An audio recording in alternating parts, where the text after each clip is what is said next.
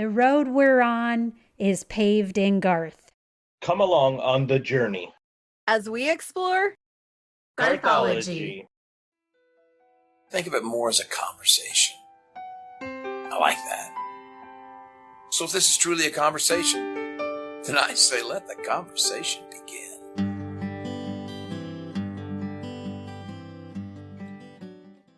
Showtime!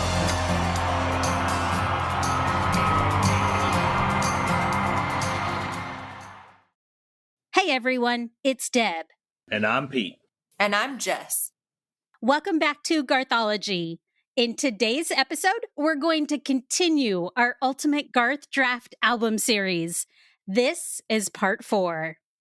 So, each episode, we draft songs for specific categories. By the end of the series, each of us will have built an entire album. There are 10 particular spots on what we consider would be the ultimate Garth album. And the one rule is that once one of us drafts a song into a particular spot, neither of the other two people can use that song in that same spot. So the categories we are using are opening track, hit single, cover song, deep cut, ballad, high energy song, story song, underrated song, wildcard pick, and closing track. Now let's move on to the 2 categories for this episode. For our first category today, Pete will pick first, Jess will pick second, and I will pick third. Category number 7 is story song. So in my opinion, this category is where Garth really shines. He has absolutely made a career out of telling stories. Some of his story songs are funny, some are heartbreaking, but to me, the best ones are the ones where you feel like you're watching a movie. These are the ones where the lyrics paint such a vivid picture, and we've talked about that so often. But that picture is so vivid, you can actually see the characters in it, and you can imagine exactly what he's saying happening. So, Pete, what do you have for story song? So my story song and spot number 7 on my album goes along with everything that you just said. My song is The Thunder Rolls. I love the song. It's a very, very dark song, but it has a great story behind it. There is new built feelings in every verse. The story is easy to follow, but the picture, like, there's no better way to any ending in any song I feel in his entire catalog other than that extra verse. I think that extra verse just goes along with the way that the original song was written and sung. I love the song. There was no possible way that this album was going to get away with me without putting The Thunder Rolls on it. And there was so many different songs in a bunch of different categories that I didn't know what song was going to go there, but I always seemed to know that The Thunder was going to go into the story song because that's a story. I mean, it just paints that picture. It does everything that you just said, Auntie. So that's why I went with The Thunder in my story song. Jess, what's your song number 7? So this was a difficult choice for me because, like you said, Garth has so many amazing story songs. And for me, even though Lonesome Dove is probably my nostalgic favorite to fit this spot, my choice for this one was That Old Wind. Whoa. Yeah, it fits the overall theme of my album better because it tells the story of a love that kind of against all odds finds its way. And I think most people are probably familiar with this song. It was a personal favorite for me. And also, if you look back at my song list so far, I think you'll see a theme of, if not necessarily love songs, then songs that are about love. And structurally, also, this song serves the purpose of breaking a little bit because we kind of had that high intensity banger right before this. And my choice for that one was Call in Baton Rouge. So I had to slow that back down a little bit in my song list. So for all of those reasons, That Old Wind was my ultimate Garth story song. That is such a great story Really song. good What song. a great pick. Well done. What about you, Deb? So my pick for story song, I realized I kind of messed myself up in picking what would be my favorite story song because, like Jess said, I believe that is in Lonesome Dove. Mhm. But that is already on my album. Yeah. Obviously, I'm not going to have it twice. So I kind of messed myself up. But at the same time, I was like, well, who knows? Maybe somebody else will have picked it there. So it was okay because I got it already, and that's what mattered. So Yes. it's on my album. I won't miss out on it completely. However, I did miss out on my first pick because somebody ahead of me picked it tonight just now already. Oh no. So I'm going to pick a backup for the very first time The ever. very first time we've had to do that. Yeah, and you really kind of screwed me on this one, Pete. So thanks for that. My bad. So my pick for story song is The Beaches of Cheyenne. Okay, also a really I good love story it. song, though. Love it. It really is. I love this story song. So it wasn't that I didn't mean to have it on my album. It just was second for me. So I think it is the complete package of a story song. We have conflict. We have that vivid setting. We have these characters that we can picture in our mind. And I just think that the ending of this song is heartbreaking. And it's like a visceral feeling, like you feel it in your body when you realize what has happened in this song. And I think that's iconic in country music. Yeah. There's so few songs that have that ending. So you can just feel it and sense it and hear it. And it just has everything for me that a story song needs. So that's why I picked The Beaches of Cheyenne. Second. Second. Yeah. Second.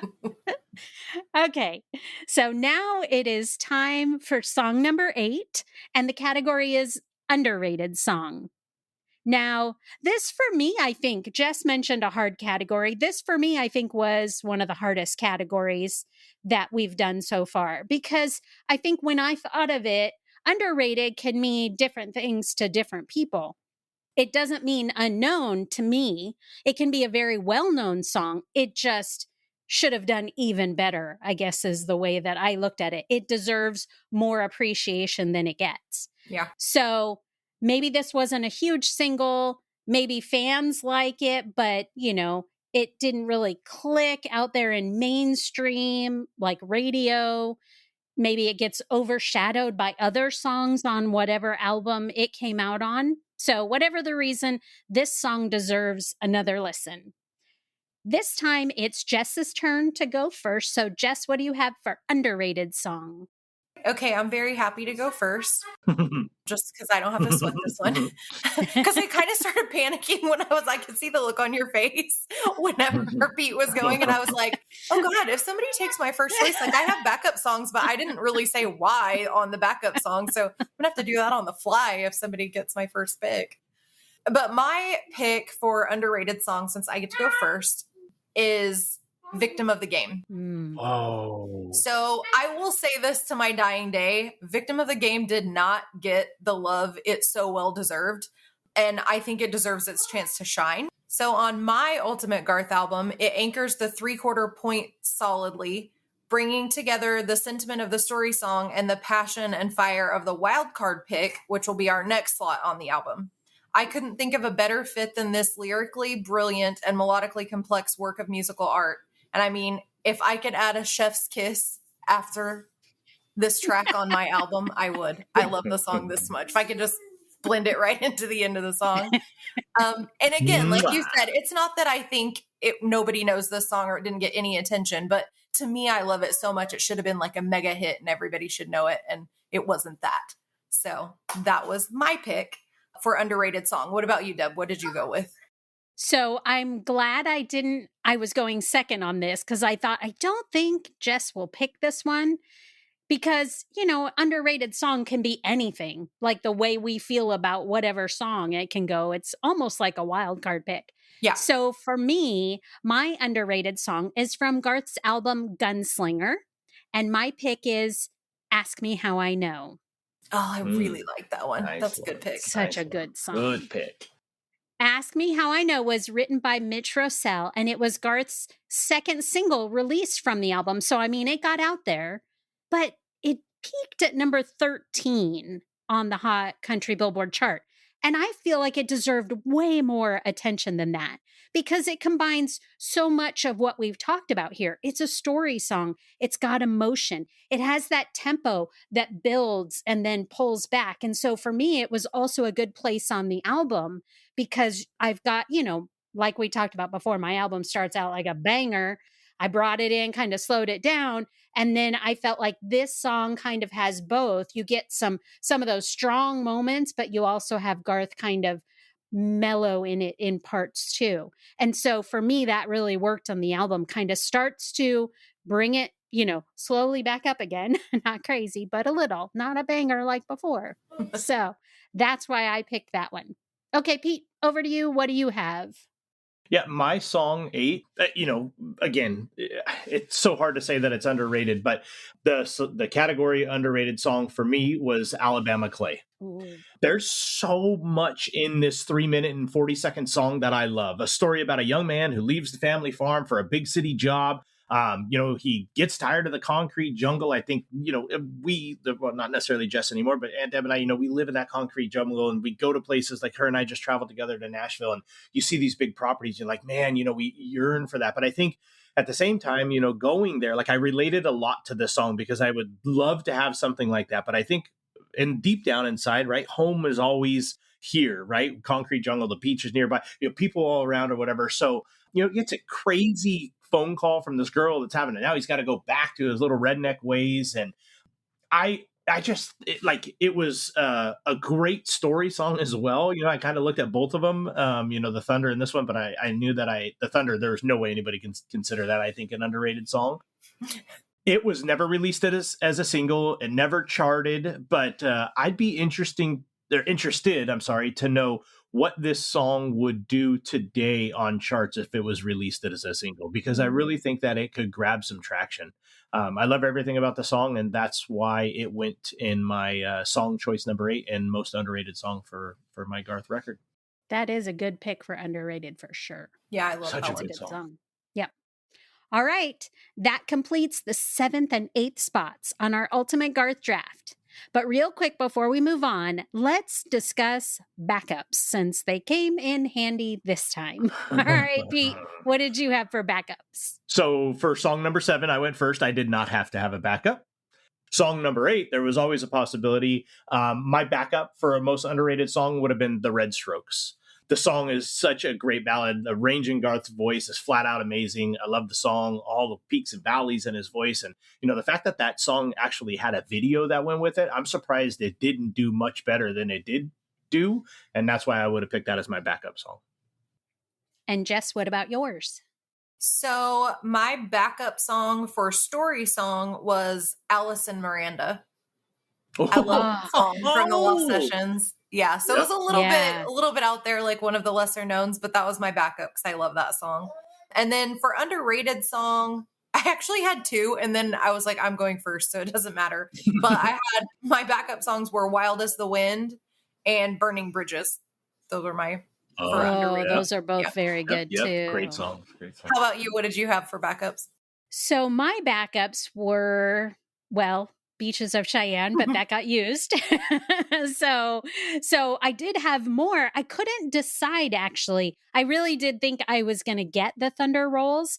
And so I went ahead and did 3 backups. I was like, well, in the moment, I may change my mind if I have to, which is funny because in the moment, I actually had to choose. Right. And so my backups were Beaches of Cheyenne, but that I ended up picking. So my other 2 backups were Papa Love Mama. Okay. And All American Kid. I just think those are both. I love that. That's a good song. Such a great story. See, songs. now hearing that, I'm going to go turn it on as soon as we're done and listen to all of it. That is such a good song. It makes me emotional, though. Me too. It's so good, but I can't listen to it without getting teary. Yeah. And then for underrated song, I didn't pick one like I mentioned before. I really didn't think I was going second, and I really didn't think that Jess would pick Ask Me How I Know. So I kind of took a chance on that one.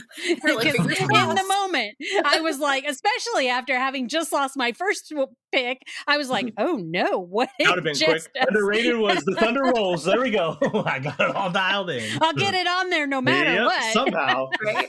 That's That's funny. So, okay. Now we've done our backups. Let's go ahead and do a quick review of what each of our albums look like right now.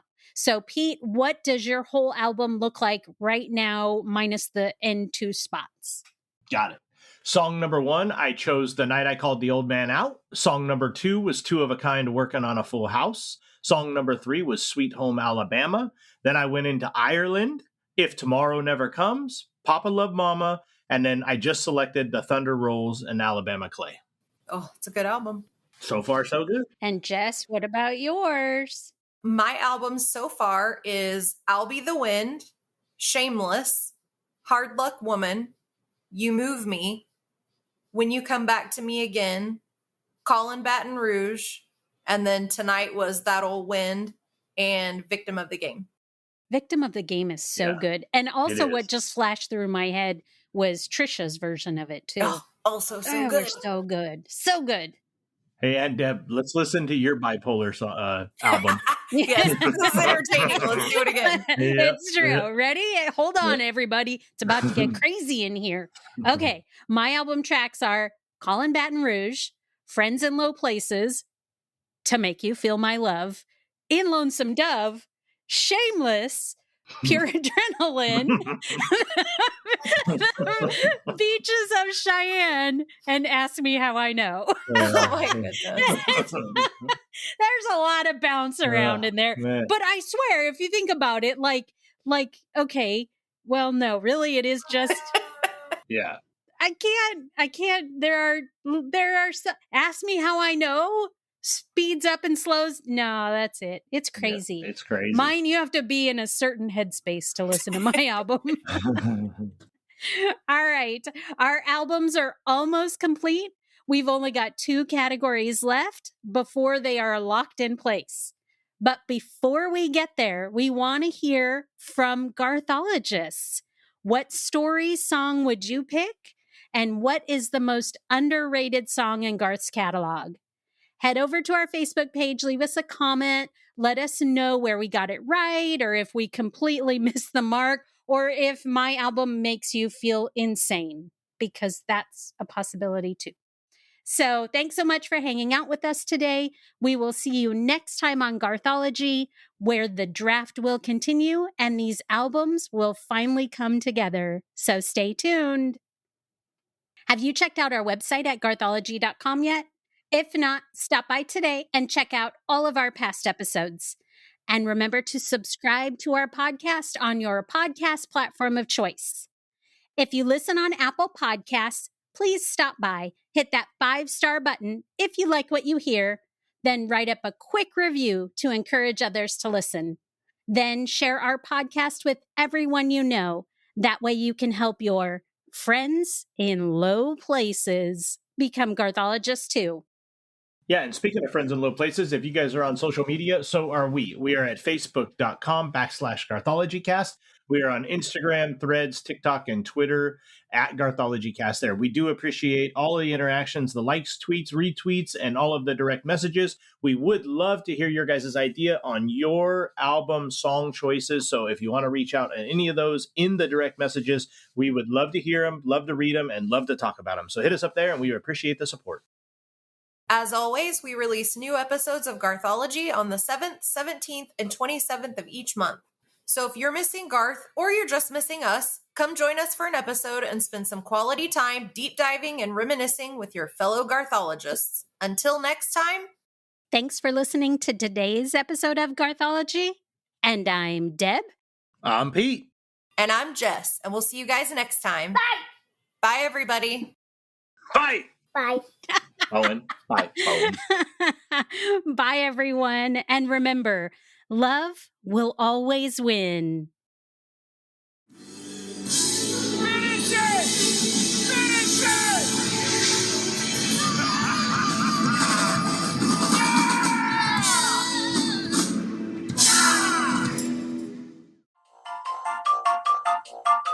Bloopers.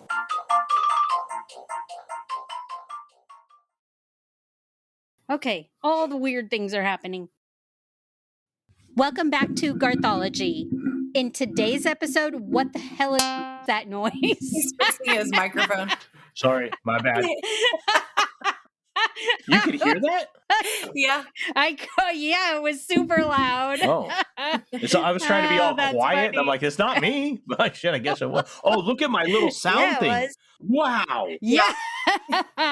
You're making all kinds of I noise. was like, Holy moly, my bad. Usually the lines was are funny. like super, super small. Those things look like a Richter scale. yeah, they felt like them in my ear holes. My bad. Oops. So my Gultimate. Ultimate. Ultimate. Just gonna Big make up words ultimate. for this. Big Have you heard ultimate. it? Garthtimate. Yeah, I think this Garthtimate. album Big should be ultimate. called a It's a Garthtimate. whole new vocabulary for the podcast.